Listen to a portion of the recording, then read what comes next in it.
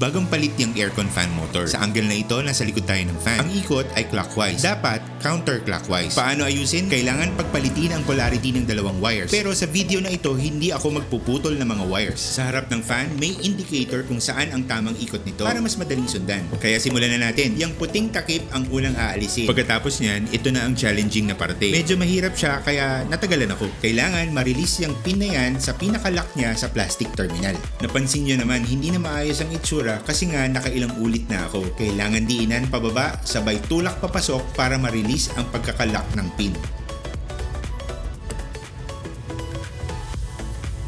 Kapag natanggal na ang male terminal pin, baliktarin lang ang pwesto nito at ibalik ulit sa terminal housing. Pagkatapos, okay na yan. Tama na ang ikot nito. Mas malinis ang wiring kesa magpuputol. Mas safe pa. Thank you for watching. Please subscribe for more.